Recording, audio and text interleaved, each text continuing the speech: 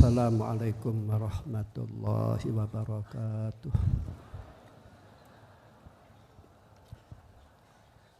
Assalamualaikum warahmatullahi wabarakatuh.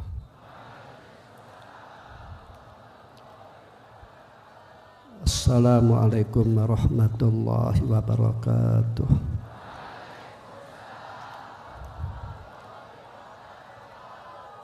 Bismillahirrahmanirrahim. Alhamdulillahirabbil alamin. Wassalatu wassalamu ala sayyidina wa maulana Muhammadin al-fatihil makhliqa wal khatimi lima sabaq. Nasir haqqi bil haqqi wal hadi ila siratikal mustaqim. Wa ala alihi wa sahbihi haqqa qadrihi wa miqdaril azim. Rabbi shrah li sadri wa yassir li amri wa hlul 'uqdatam min lisani yafqahu qawli wahdi qalbi wa sadid lisani bihaqqi sayyidina Muhammadin wa ali Muhammadin sallallahu alaihi wasallam. Amma ba'd. Yang saya hormati, seperti disampaikan oleh kiai-kiai yang menyambut sebelum saya, wabil khusus Kiai Haji Anwar Mansur, pengasuh pesantren Darboyo, Kiai Said Akil, Kiai Mudrik, Kiai Hanif, Kiai Haidar, Kiai Nur Makin, Kiai Yusuf, dan para kiai yang lain, para pejabat baik TNI dan Polri, para bunyai, dan para hadirin hadirat. Mudah-mudahan dimuliakan oleh Allah. Akramakumullah fi dunya wal akhirah. Amin ya rabbal alamin. Agama Islam ini agama yang menebarkan, ya, saya hormati para pejabat, ya, baik TNI, Polri. Agama Islam ini agama yang berciri khas menebarkan kasih sayang. Seperti misalkan saja orang Islam kalau ketemu kepada orang lain ini mengucapkan Assalamualaikum warahmatullahi wabarakatuh. Ini kan kata-kata yang indah.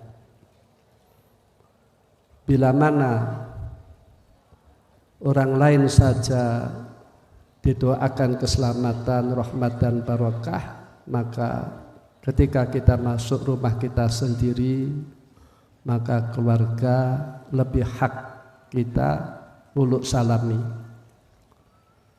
Juga ada hadis rahmah qala Rasulullah sallallahu alaihi wasallam, ar-rahimuna yarhamur rahman tabaraka wa ta'ala irhamu man fil ardi yarhamkum man fis sama. Orang yang belas asih, maka orang tersebut oleh Allah disayangi, oleh Allah diberi rahmat, supaya kamu sekalian berbelas asih kepada orang lain, maka niscaya kalian akan disayangi oleh Allah. Yarhamkum man fis sama itu dalam syarahnya bisa juga Allah atau malaikat. Ayatakulu malaikat Allah marhamhu. Tentu doa malaikat yaitu mustajab. Dan orang yang mempunyai ilmu, kasih sayang terhadap orang lain, ini yang paling penting, menyampaikan ilmu agama, mendidik akhlak dan lain-lainnya yang bermanfaat. Misalkan saja orang mencari ilmu, ini harus syarat-syarat dipenuhi, ya, supaya mendapatkan ilmunya itu berhasil dan ilmu manfaat dan barokah. Dan kasih sayang terhadap orang lain bagi orang yang mempunyai ilmu, supaya menyampaikan ilmu dengan ikhlas dan lain-lain dalam kehidupan itu ada arisalah, ya. Dan arisalah itu menyangkut 3 unsur atau 3 aspek. Satu, al-mursil wallah. Allah menurunkan wahyu, Allah menurunkan risalah. Sa'nul mursil yaitu menurunkan wahyu atau menurunkan risalah. Lajeng ada mursal atau ar-rasul. Ini yang menerima wahyu atau menerima risalah.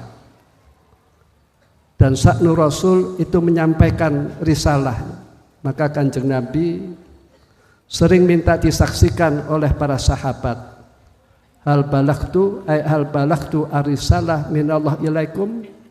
Lantas kata sahabat, qalu bala.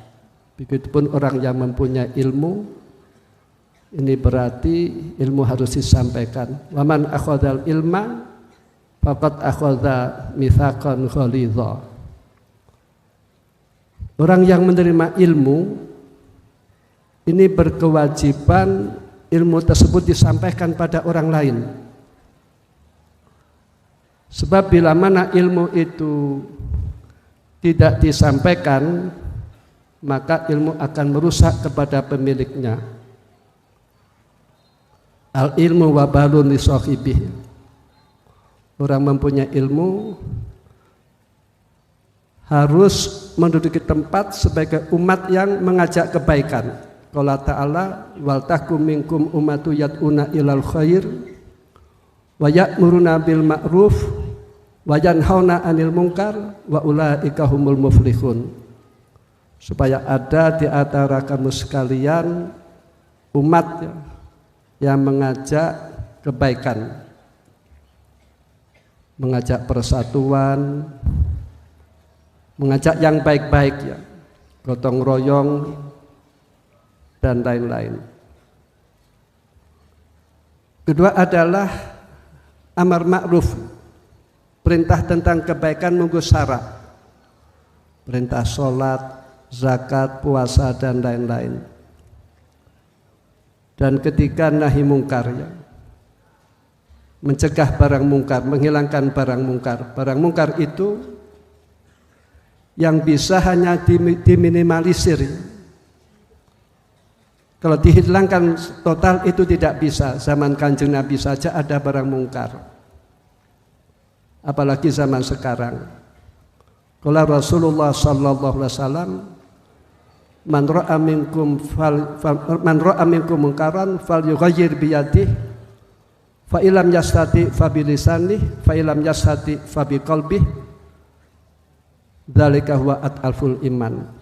Bila mana orang melihat barang mungkar yang dilarang oleh syariat, misalkan berjudi, minuman keras, dan barang mungkar yang dilarang itu barang mungkar yang dilakukan di tengah-tengah masyarakat atau khalayak ramai. Sebab barang mungkar itu, keburukan itu mudah menjalarnya. Maka supaya diminimalisir, bilyat ini ada ulama yang mengelompokkan itu bagi pemerintah, bagi Satpol PP. Adapun bilisan itu bagi ulama. Adapun bagi orang awam itu harus ingkar bil qalb. Maka man ro'a itu ro'a bima alima ya. Walaupun kemungkaran itu misalkan di Amerika, kita harus ingkar bil qalbi. Sebab bila mana kita itu ridho bil mungkar, kita akan dapat dosanya barang mungkar. Jadi orang yang mempunyai ilmu bila mana melakukan 3 perkara, amar ma'ruf, dakwah ilal khair, amar ma'ruf dan nahi mungkar, itulah orang-orang yang bahagia.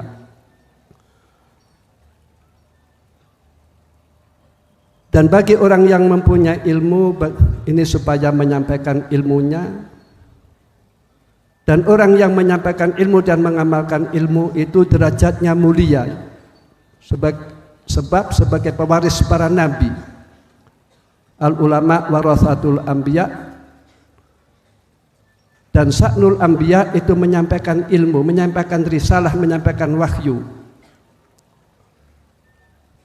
Qala Isa alaihissalam man alima wa amila wa alama yud'a fi malakutis samawati azima. Orang yang mempunyai ilmu, lantas ilmu diamalkan dan diajarkan, maka orang tersebut mendapatkan predikat orang yang agung di kerajaan langit, ya. Wahum warathatul anbiya. Imam Hasan Basri mengatakan, laulal ulama la sara annas kulluhum kal bahaim. Bila mana tidak ada ulama, maka niscaya kehidupan itu seperti hewan, dengan arti orang bila mana jauh dari ulama, ini sosoknya keras, sosoknya kaku, tidak akan menerima nasihat. Ada dawuh, selamat datang Kiai Said Akil hafizahullah, man bada jafaya, orang yang bertempat di pegunungan yang jauh dari ulama, maka karakternya orang tersebut akan kaku, akan keras. Ini maknanya, bila mana orang itu tanpa ilmu agama, maka sosoknya akan keras, sosoknya akan kaku. Yang lebih menonjol adalah hawa nafsunya. Kalau orang itu yang nonjol hawa nafsunya, maka dalam kehidupannya itu banyak salahnya, sebab seperti hewan. Namun kalau orang itu meredam hawa nafsu, maka kehidupannya yaitu menyerupai orang-orang soleh. Itulah hawa nafsu. Jadi orang yang mempunyai ilmu ini untuk bahagia harus menepati 3 unsur, dakwah ilal khair, nahi mungkar, amar ma'ruf dan nahi mungkar. Bila mana orang yang mempunyai ilmu memiliki atau memenuhi 3 unsur, maka orang tersebut akan menjadi orang yang bahagia. Ini kasih sayang ulama terhadap orang lain, ini menyampaikan ilmu. Begitupun kasih sayangnya orang tua terhadap anaknya, ini supaya mendidik. Kalau tidak mampu, ini anak dipondokkan, anak dipesantrenkan.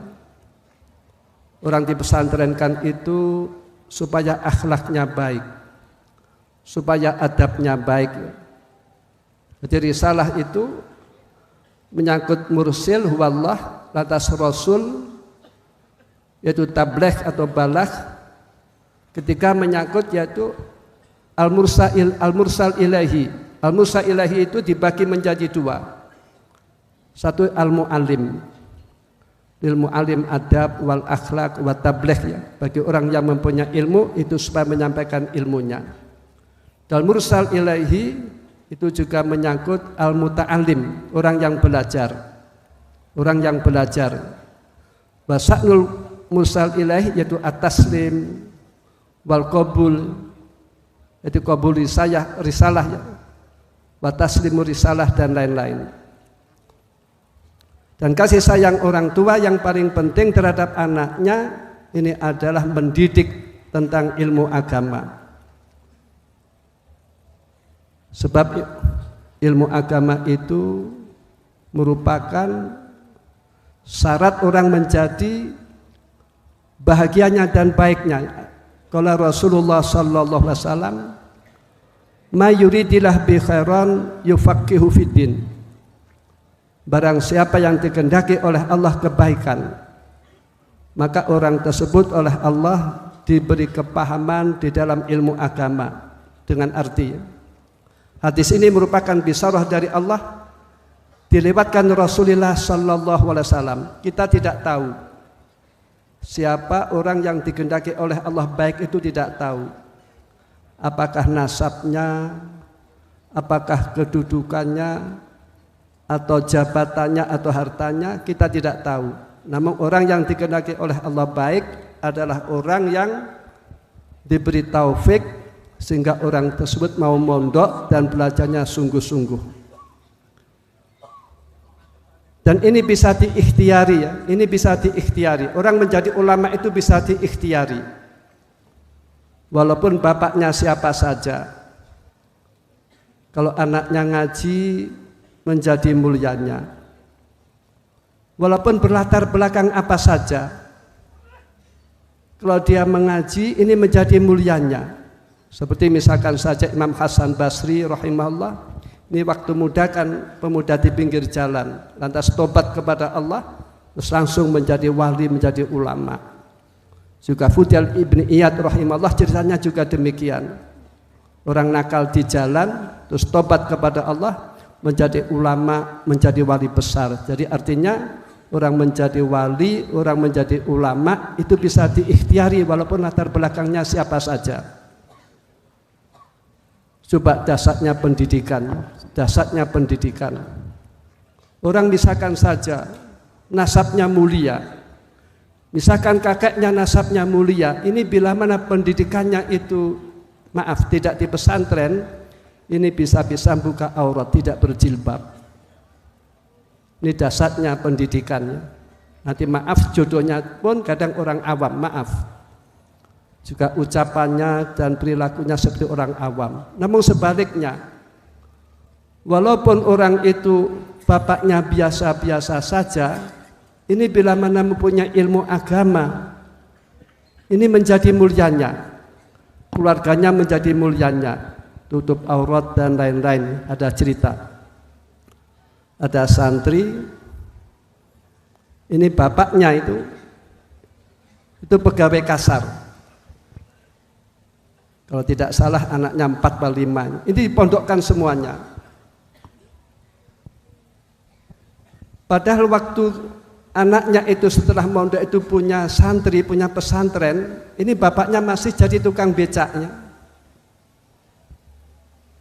Bapaknya dinasehati, jangan jadi tukang becak, tetap tidak mau.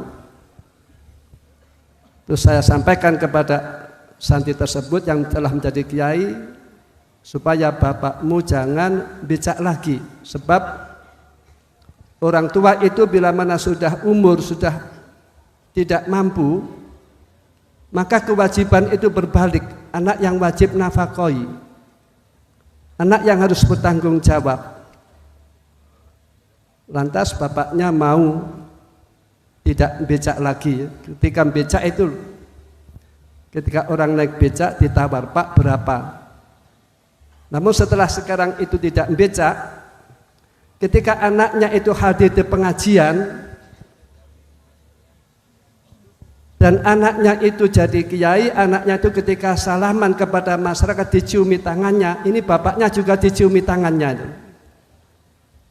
Perasaan masyarakat, anaknya saja alim apalagi bapaknya ya. Jadi bapaknya menjadi mulianya. Ini menunjukkan man khodama syarifan karena syarifan. Kalau orang itu berkhidmah kepada orang yang mulia, ini menjadi mulianya. Misalkan kita khidmah kepada kiai, kiai masuk di ruang yang terhormat, maka khodimnya menjadi terhormat. Ketika makhdum orang yang dikhidmai masuk surga, maka yang khodim tentu besok juga akan masuk surga. Qala Rasulullah sallallahu alaihi wasallam, almar'u ma'aman ahab. Hadis ini ketika diterima oleh para sahabat, sahabat bungah. Sebab hanya mahabbah saja orang itu dimuliakan oleh Allah Subhanahu wa taala fi dunya wal akhirat ya. Misalkan orang khidmah kepada kiai, kiainya makan enak, khadimnya makan enak ya. Contoh saja misalkan khadimnya Kiai Said ya. Ini pengamal Kiai Said makan enak, pengawalnya juga makan enak ya. Kiai Said naik Alphard, pengawalnya juga naik Alphard. Coba kalau jalan sendiri ya, bisa-bisa naik ojek ya.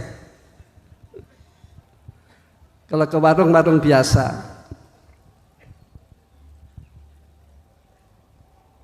Almar'u ma'aman ahab, ini hadis ini ketika diterima oleh para sahabat, sahabat sangat bungah. Sebab hanya modal mahabbah saja orang dimuliakan oleh Allah Subhanahu wa taala. Hadisnya asalnya ya, ada sahabat matur, ya Rasulullah, inna rajulan yuhibbu qauman walam yahaq bihim. Ya Rasulullah, ada rajul mencintai kaum, namun amalnya tidak sama. Kaum itu amalnya mulia dan yang mencintai amalnya pas-pasan. Maka kata Kanjeng Nabi, almar'u ma'aman ahab.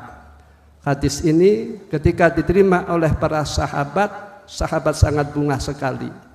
Wa fi riwayatnya, ada seorang laki-laki yang bertanya, ya Rasulullah, mata sa'ah, kapan hari kiamat? Kata Kanjeng Nabi, ma'adatta laha, apa yang kamu persiapkan? Kata rajul, hubballah wa rasulihi, saya mempersiapkan hari kiamat dengan mencintai Allah dan Rasul. Katakan Nabi, anta ma'aman ahbabta, kamu besok oleh Allah akan dikumpulkan dengan siapa yang kamu cintai ketika di dunia. Mahabbah itu kan dampaknya kan luar biasa. Coba misalkan saja ya, zaman dahulu kiai-kiai dahulu itu telaten ya, punya anak kecil diajak sowan kepada kiai. Ini supaya anak kecil itu mahabbah kepada kiai, supaya anaknya mau mondok ya. Sebab orang itu ya, hanya beramal soleh itu nanti auranya akan berbeda. Qala ta'ala kulik malu fasallahu amalakum wa rasulul mu'minun. Katakanlah Muhammad, supaya kamu beramal soleh dan Allah akan mengetahui dan Allah akan membalasnya, dan Rasulullah oleh Allah ditampakkan amalnya umatnya, sehingga Kanjeng Nabi itu bila mana amal umatnya beramal kebaikan, Kanjeng Nabi bunga. Dan orang-orang mukmin itu oleh Allah dirasakan mengerti amalnya orang soleh. Dengan arti kalau kita melihat orang soleh itu hati kita akan ingat kepada Allah Subhanahu wa ta'ala. Nanti kalau kelas tinggi orang melihat orang soleh itu bisa mendapatkan hidayah. Ada suatu cerita ya, zaman dahulu ada Syekh Abdullah bin Mubarak rahimahullah. Ini kedatangan tamu. Lantas tamu tersebut itu lapor bekalnya habis. Maka tidak aneh kalau musafir itu kalau bekalnya habis biasanya bertamu kepada kiai yang luman. Lantas oleh Abdullah bin Mubarak dikasih surat. Surat ini supaya kamu berikan kepada orang yang awal kamu jumpai. Lantas setelah keluar, bertemulah tamu tersebut dengan penunggang kuda. Lantas kuda diberhentikan. Lantas surat disampaikan dan surat dibacanya. Ketika surat itu dibaca dan yang membaca surat ini tahu bahwasanya yang nulis surat TCJ itu Abdullah bin Mubarak. Lantas langsung orang yang penunggang kuda, sudah saya akan menghadap kepada Abdullah bin Mubarak. Enggak tahunya ya, ketika menghadap kepada Abdullah bin Mubarak rahimahullah, orang yang membaca surat tadi itu non muslim. Lantas ketika melihat wajah Abdullah bin Mubarak langsung mengucapkan asyhadu alla ilaha illallah wa asyhadu anna muhammadar rasulullah. Maka ulama-ulama dahulu, kiai-kiai zaman dahulu ini membawa anaknya sowan kepada kiai ini dengan harapan anaknya mahabbah kepada kiai, anaknya mau mondok di pesantren. Ayo hudur rahimakumullah. Adapun orang kasih sayang terhadap orang lain bagi agnia, ini ada dengan hartanya, dengan sedekah atau zakat. Misalkan saja orang itu ibadah kan beda-beda ya. Kalau orang punya ilmu, supaya ibadahnya mengedepankan mengajarkan ilmunya dan mengamalkan ilmunya. Afdal luar biasa. Coba kalau kita angan-angan, di luar negeri itu banyak ulama-ulama alim, baik di Syria, Mesir, Yaman atau Maroko. Ngarang kitab mu'alif banyak. Namun tentu kita akan sulit menemukan di luar negeri itu syekh yang membaca Fathul Wahhab. Kita akan sulit menemukan syekh yang membaca Ihya Ulumuddin atau Bukhari atau Mahali. Adapun saya tadi tanya di Tegalrejo, orang yang khataman kitab Ihya Ulumuddin saja 500 orang.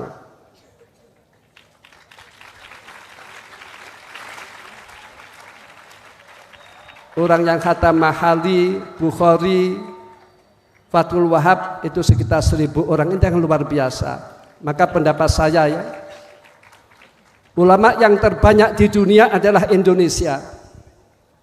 Coba kalau kita angan-angan, yang baca Ihya di Jawa kan banyak, baca Fathul Wahhab banyak, yang ngaji juga banyak. Kalau di luar negeri ini akan kesulitan. Adapun orang itu memandaikan orang, itu memungkinkan. Misalkan saja orang misalkan saja kuliah di luar negeri, dia ahli memungkinkan, dia pintar memungkinkan. Namun kalau suruh baca kitab ya, misalkan awal sampai akhir, Fathul Qorib awal sampai akhir, Fathul Mu'in awal sampai akhir, Fathul Wahhab awal sampai akhir, Ihya awal sampai akhir, ini akan kesulitan. Ini kan tidak mudah, apalagi bacanya sistem pesantren, tarkibnya, i'rabnya, marja'nya, dhamir dan lain-lain. Ini kan jasa ulama-ulama dahulu. Ini tidak boleh patah, ini harus menyambung. Sebab bila mana ini putus, maka menyambung memulai laginya akan sulit, tidak mudah ya. Orang baca Fathul Wahhab awal sampai akhir itu tidak mudah. Bukhari saja itu seolah Mubarak kan gampang, dalil qala Rasulullah fil Bukhari. Namun kalau untuk baca sistem pesantren awal sampai akhir, nanti bab tafsir kan repot itu. Ini akan kesulitan. Dan yang berhasil, yang terbukti, ulama-ulama yang berhasil mengkaderkan ulama adalah kiai-kiai pesantren yang bacanya alhamdulillah utawi ikulillahi dan lain-lain. Jadi ulama itu ada kalanya bisa kaderisasi, menjadikan murid-muridnya ulama. Namun kalau orang ceramah kan tidak demikian ya. Orang ceramah itu pelawak juga bisa ya, artis juga bisa, pokoknya bisa ngomong itu bisa. Orang yang biasa menghujat, tukang misuh pun juga bisa tuh. Namun kalau baca kitab awal sampai akhir, ini kalau tidak lewat pesantren ini akan kesulitan. Ini akan kesulitan. Maka ilmu yang kalian dapat ini adalah supaya ilmu diamalkan dan diajarkan. Kewajiban para santri ini adalah menjadikan daerah menjadi baiknya. Seperti halnya Rasulullah Sallallahu Alaihi Wasallam. Ketika Kanjeng Nabi itu di Makkah, ini banyak tekanan-tekanan. Orang hanya mengucapkan asyhadu alla ilaha illallah wa asyhadu anna Muhammadar Rasulullah saja diintimidasi, disiksa, disuruh murtad. Lantas Kanjeng Nabi awalnya menyuruh sahabat hijrah ke Habasah ya, ke Habasah, ke Raja Najasyi. Raja Najasyi itu Raja Nasrani, namun orang soleh. Lantas terjadi dialog antara sahabat dan Raja Najasyi tentang menyikapi siapa Nabi Muhammad. Kata sahabat, Nabi Muhammad adalah Nabi Isa ya. Siapa Nabi Isa? Kata sahabat, Nabi Isa adalah Abdullah wa Rasuluhu. Lantas pendapat sahabat itu nyocoki pada pendapatnya Raja Najasyi. Lantas Raja Najasyi menyatakan masuk Islam.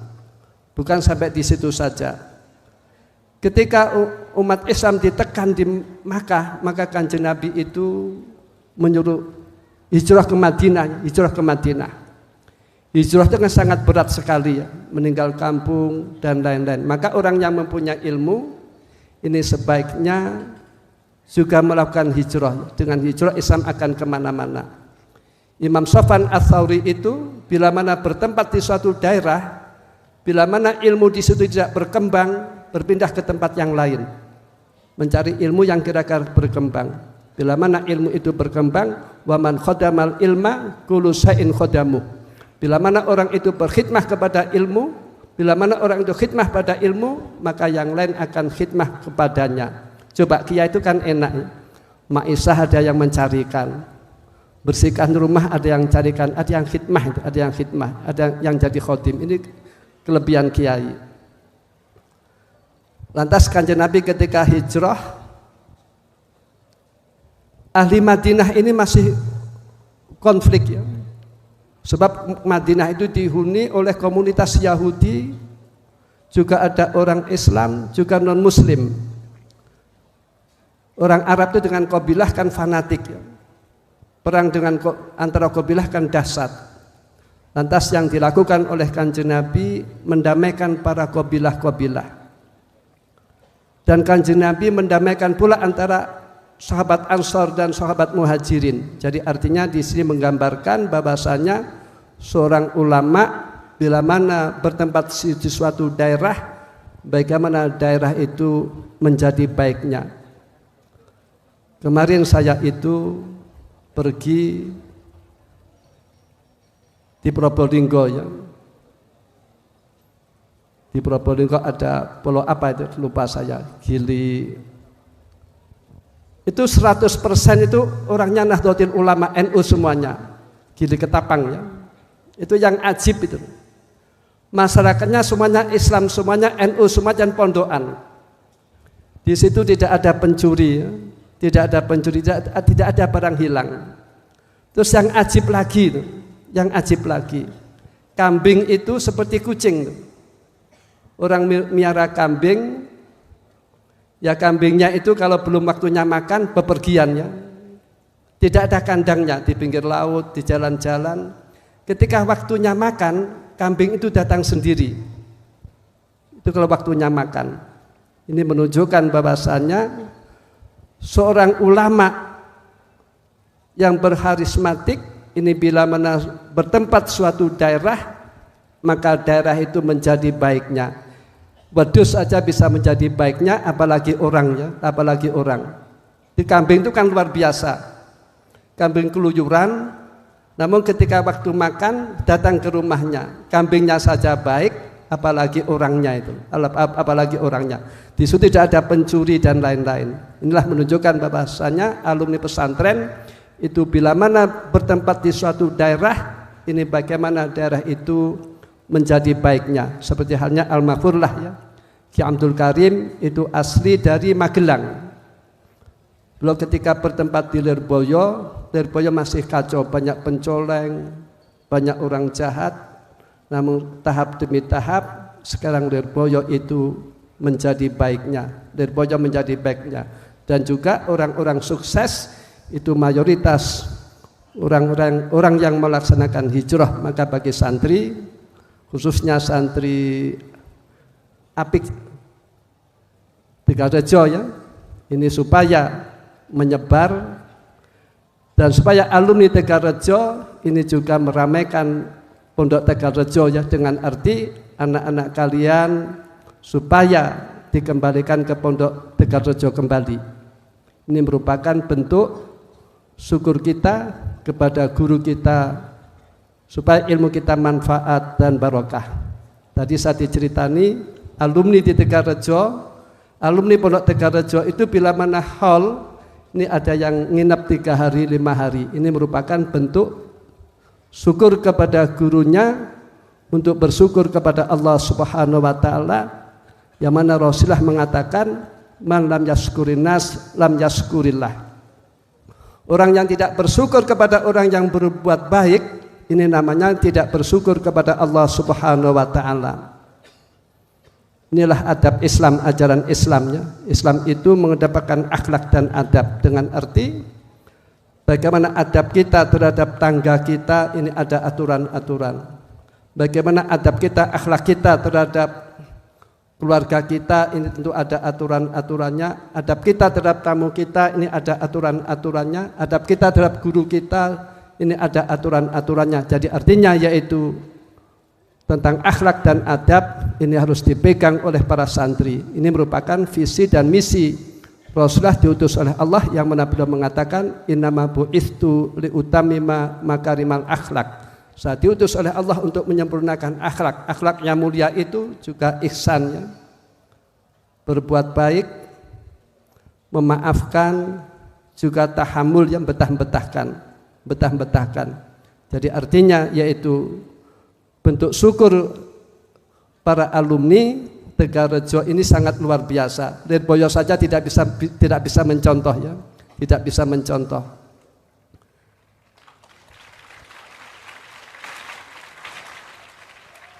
Orang itu kalau berbuat baik dapat pahala kan tentu ya. Orang sedekah dapat pahala tentu.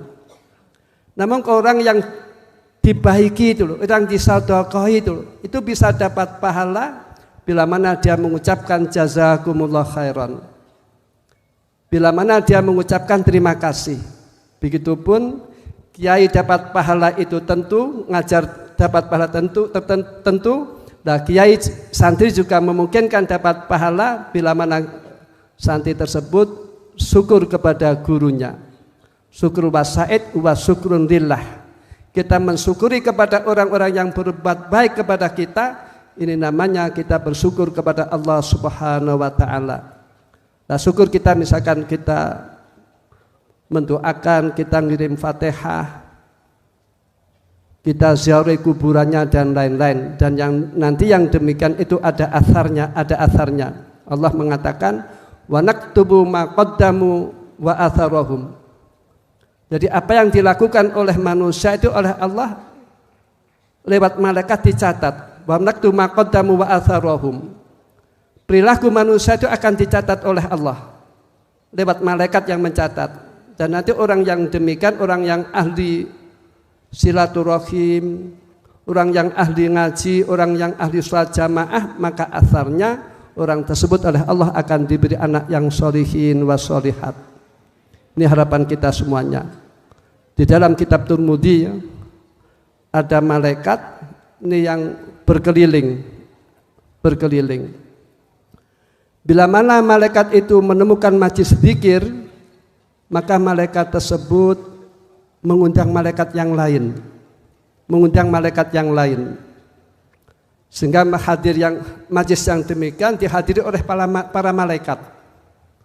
Dan majlis yang demikian ini sosoknya akan teduh, tidak gaduh ya. Insya Allah tidak banyak copet ya, walaupun ada tulisan awas pencopet ya. Tidak tawuran, sebab rahmat Allah diturunkan. Ada cerita ya,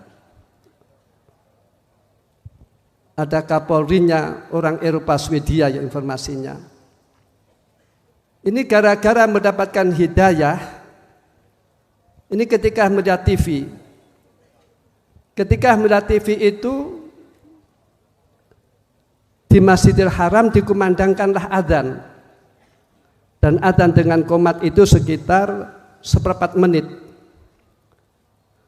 Setelah qomat dikumandangkan, adzan dikumandangkan sudah tertib. Qomat dikumandangkan sudah tertib, sudah berbaris. Terus kata pejabat di Swedia, lah bagaimana mengaturnya? Kami mengatur pasukan 100.000 saja. Ini tidak cukup 1 jam 2 jam. Ini hanya adzan saja. Terus qomat sudah tertib, tidak gaduh. Ini sebab yaitu karena agama. Di suatu perkara itu bila mana agama itu diterapkan, diamalkan, maka semuanya akan mudah ya. Sebab bila mana agama itu tidak dijadikan dasar, maka akan terjadi kerusakan di mana-mana. Contoh misalkan saja ada negara maju, namun bila mana di situ tidak ada dasar agama, nanti kadang kerusakan moral merajalela. Orang tidak mau nikah, wanita tidak mau melahirkan. Maka agama itu sangat penting dibuat dasar. Agama sangat penting dibuat dasar. Jadi artinya yaitu para alumni Tegarrejo ini kalau pulang yaitu supaya mengamalkan ilmu dan mengajarkan ilmu ya. Afdal istiqlal al-istiqlal bil ilmi, dan menjadi daerah yang baik ya, yang tertib. Dan juga supaya para alumni Tegarrejo juga partisipasi terhadap pemerintah ya. Misalkan saja pemerintah baik kita dukung, kalau perintah itu memberantas korupsi ini juga kita dukung. Jadi artinya yaitu apa yang baik dari pemerintah kita dukung, dan pemerintah memberantas keburukan ini harus kita dukung. Jadi artinya santri mempunyai beban, harus masyarakat menjadi baiknya, keluarga menjadi baiknya, dan negara menjadi baiknya. Mudah-mudahan Indonesia dijadikan oleh Allah baldatun thayyibatun wa rabbun ghafur, amin ya rabbal alamin. Sabila mana negara itu baldatun thayyibatun, kita diuntungkan. Pondok aman, ekonomi aman, tidak konflik, tidak carut marut. Ini bila mana baldatun thayyibatun, dan bisa menjadi baldatun thayyibatun wa rabbun ghafur ini bila mana rakyatnya itu ibadah kepada Allah, takwa kepada Allah, dan lain-lain. Itulah kami sampaikan, yaitu kita hadir majlis ini ya, rahmat Allah diturunkan, barakah Allah diturunkan, maghfirah Allah diturunkan, dan juga pahala diturunkan, dan orang yang hadir majlis demikian doanya dijabai oleh Allah Subhanahu wa taala. Mudah-mudahan kita semuanya mendapatkannya, amin ya rabbal alamin. Seperti halnya Imam Ghazali itu bapaknya tidak masyhur, namun bapaknya itu istiqomah hadir di majlis pengajian. Di tengah-tengah pengajian bapaknya selalu berdoa, minta kepada Allah diberi anak yang sholihin wa sholihat. Dan bapaknya Imam Ghazali ini namanya Muhammad, mempunyai anak dua yang masyhur ya, yaitu Muhammad Al-Ghazali. Ini lebih masyhur ya dengan karangan kitabnya. Yang kedua juga Ahmad Al-Ghazali, ini lebih menekuni ke tasawuf. Jadi artinya ketika kita hadir majlis demikian, kita minta kepada Allah, ini doa kita mustajab. Ya mudah-mudahan anak kita, anak turun kita minas sholihin wa sholihat. Sebab ini yang lebih penting ya. Syair mengatakan ni'amullahi 'alal ibadi katsiratun wa ajalluha najabatul auladi. Nikmat Allah yang diberikan kepada hambanya banyak, namun nikmat Allah yang agung yaitu orang diberi oleh Allah anak, dan anak itu menjadi anak yang sholihin wa sholihat. Logikanya ya, kalau orang itu tidak punya anak yang sholihin wa sholihat, orang tua akan susah. Seorang pengusaha misalkan saja anaknya tidak soleh, ini hartanya bisa untuk poya-poya bisa berantakan.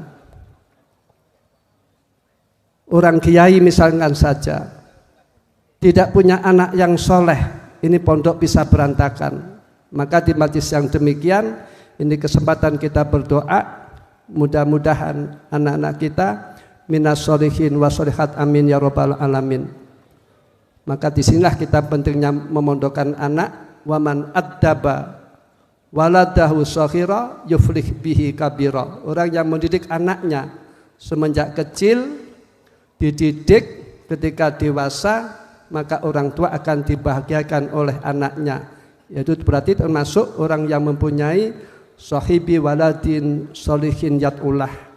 Jadi pahalanya mengalir ya, pahalanya mengalir walaupun orang tuanya sudah meninggal dunia. Kenapa disi waladin sholihin? Kalau anak tidak soleh, itu amalnya tidak akan diterima oleh Allah Subhanahu wa taala.